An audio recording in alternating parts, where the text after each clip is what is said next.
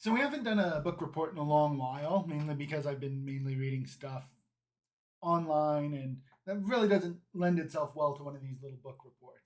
However, as you can tell by what's here up on the screen, I recently finished the first novelization of Torment. Apparently, Chris Avellone in the 2000s went through, took the script of the game, and edited it into a novelization that we're not talking about. We're not talking about this one. We're talking about the November 1999 release of Planescape Torment by Ray and Valerie Velez, I think. Anyway, there's going to be a few links in the description. One to the Amazon link to the book, one to the Goodreads link to the book. Why are we linking to both of those? Because Amazon says it was published in October. Goodreads said November. And so naturally, I was like, well, which one is it? If we pull open the book, and if it'll ever focus, you can see November 1999. So Amazon's October 1999, wrong. Goodreads November date is right. What's interesting, if you look at I think we'll have the Wikipedia link for the game in the description as well. The game was released in December 1999. So what this means, the book was published before the game, but most people, I think, missed the book entirely and just got the game because it was the late 1990s, and D&D books were popular-ish, but generally not novels like this. And in general, even back then, novelizations of games were not exactly high art. I got mine used, as you can see. It came to me a little beat up, a little sad, but either way, let's get through the review. But it did come to me old and beat up, but it still has this wonderful survey from Wizards still in here.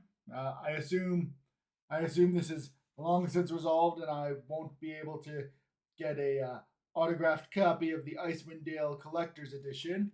But that's what used to be in books, folks. Kind of a nice little blast to the past. Anyway, most people are probably going to be more familiar with the game than the novel. But let's do the quick overview. We'll talk about some of the differences. And as we go through all of this, we'll also talk about things I like and things that maybe didn't hit as well. But either way, overall.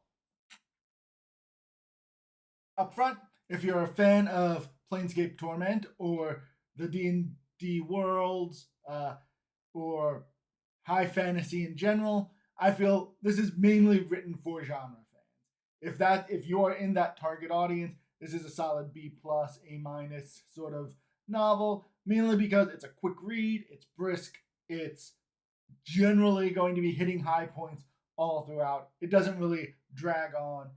And there's also several points in here where it feels very D&D. When we meet Thane in the book, Mort mentions that he's got a whole bunch of cheapo magic items, a rope of climbing, a little tiny hut equivalent, things like that. He feels like some low to mid-level adventurer trying to make things work. Likewise, there's a chapter or two where Anna becomes a were-rat, and it is resolved simply by sending her off-screen for a bit to go to a temple and be healed. Wizards are hired to identify some magical items that they find in a tomb at one point. It feels very D&D, and not in the awkward way that some of the D&D books do, where they start talking about spell levels or caster levels or things like that, where the game rules start to intrude on the narrative. This does a very good job of, as someone who played D&D then, now, and played the Torment game, all of the mechanics of things that are happening I understand, but it's not in the way of telling the story. So that's why I'm like, this is great for someone who's a fan of the genre, someone who likes, who basically, if you saw this and you want to pick it up, then you'll enjoy it. For people who are non-genre fans, well, I said that it wasn't overly D&D. It's still a little too D&D specific and not fantasy. So the less you're interested in high fantasy, and when I say high fantasy, I don't just mean like big magic. I mean that the fantasy is dealing with big ideas and big concepts. We're going to jaunt some planes. There's going to be a little bit of philosophizing in here, not as much as in the game, but that's just a function of, as you can see, it's like what, 270, 250 some pages. So it's got a very short amount of room to work in. But what it's doing there, it's more than just a sword and sorcery sort of book. So if you're not a genre fan, you'll probably just give it a miss. It's probably not going to be something you'll like. But again, 250 pages, you'll probably read it in a day or two. So if you're interested at all, or just want to see a little bit of D&D history, I think it's worth reading through. We talked a little bit about some of the things I liked. Here are some of the biggest differences. The Nameless One gets a name, and really, I feel like everyone should have sort of seen this coming. It's not a true name in the sense of a name. Maybe true name is the wrong thing to use when talking about Torment, but it's not a real name. It's what Thane calls him, because just like with most people, you need to be able to call people by something. It's just a human, or I guess in this case a Githyanki thing. You just need to be able to identify someone. So they call him, ultimately it comes down to Thane, because it's a long Githyanki word that they chop down to Thane. And his characterization in here is actually really good. We get to see him from waking up at the mortuary knowing nothing to the end of the book, which we'll discuss a little bit later. And even though he doesn't grow, he grows. I think it's fairly safe to say he grows from those 2 points. And we'll move on to the 3 main companions. Anna is different in the book. She's more mage than thief, but personality-wise, I don't think a huge change. Same personality-wise for Morton Thane. Thane's background is divorced a little bit from the Nameless One compared to in the game, but what we get from him is good. Mort also, we divorce him a little bit from the Nameless One, or Thane, whichever one you want to call him. I think for the rest of this, let's call him Thane, just so that the game Nameless One and the book Thane are 2 distinct personalities that we can talk about. I think this is all fine. Again, we've only got less than 300 pages to work with, so these people being generally associated with Thane from the point where we meet up with them is better than trying to shove that much background into these few pages. Grace gets, I don't want to say reduced to a cameo, but she doesn't do much in the book. She gets a few. She's there for maybe a chapter and a half, 2 chapters. The other companions that, let's face it, practically no one ever used in the games anyway, Valor, Ignis, and Nordrum, don't really get included at all, and I think that's fine. Again, we got 300 pages. We've got to pick and choose who gets included. Obviously, the 3 later companions who, let's face it, how many of you even knew you had these options? Probably if you've played the game 2 or 3 times, you've found them, but on a first playthrough, probably not. Yeah, and most of you probably do some really gamey things with Valor, like kill him before you encounter Trias so that you can resolve it the way you want. So it's fine. We'll bypass those 3 characters entirely. Looking at my notes real quick, we did mention it's a fast-paced novel, and the thing I think I like the best about the book compared to the game is how we expand on the ending.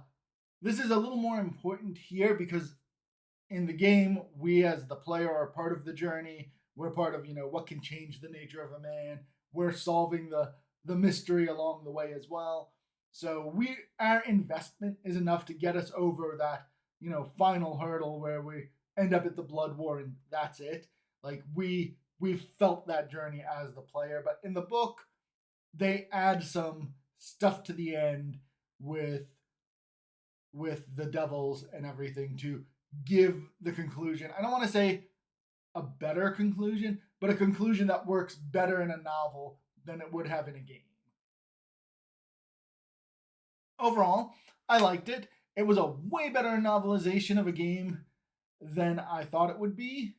But again, as I said at the start, I'm literally the target market for this game, for this book. This is if they were like looking at their like target audience, like my face would be right there. So why is this page set up in this weird way? Because I'm gonna get to some interesting things because I managed to get in touch with one of the authors on Twitter and ask a few questions about the book. He also gave me a link that I'll share in the description with an interview that he, Monty Cook, and Colin McComb did about Planescape last year, 2022, because we're practically at the end of 2023. But in 2022 for Exposition Break, I'll put that link in here because it answers a lot of things. So why did I reach out to him? One, let me see if I can pull this up. I had this on the back of the book. I hadn't noticed it until well after I was done reading it, where they mention who are his companions. A floating skull, check, like I mentioned. Mort's with the group from basically the beginning. An eccentric inventor, and a succubus. Kind of, sort of, not really. So we went ahead, we asked them, like, hey, can you explain this? So, first of all, he's a super nice guy in the fact that, like, the day after Christmas or so, he was spending time answering questions on Twitter. So, yeah, he mentions what we probably noticed when we looked at the publication dates. The book diverges from the game because the game was still in development when they were writing it. And honestly, I don't think many of the changes are bad. I think for a novel, they're good changes, and I think it's fine. He's right. Grace was in there for a few chapters, and I also, even though I've never written anything that's published, I understand that feeling of like looking back and trying to remember how things happened. So who was the eccentric inventor? Well, he has this great answer here. Maybe Thane invented a juicer on the side and sells it in late night infomercials. This is officially my canon for the explanation on the back of the book now. And here's where he shares the link to the Exposition Break article that I'll have in the description. Here's this just to show you, they do talk about the novel in there, and it's a really neat story. We won't do much more than show it's there, but that's it. That is Planescape Torment. Super fast, super quick. I definitely liked it. I want to, the author was super nice in taking some time to respond on Twitter. Since that was on public Twitter, we'll just go ahead and include it here. I guess X. It's X now. Anyway, again, recommend it if you're in the target audience. It's going to be different from the game, but different in ways that I like. And there we go. And now that I've finished doing this recording through of the video with everything, maybe I could have done the screen a little bit better. But whatever, it worked. And thanks.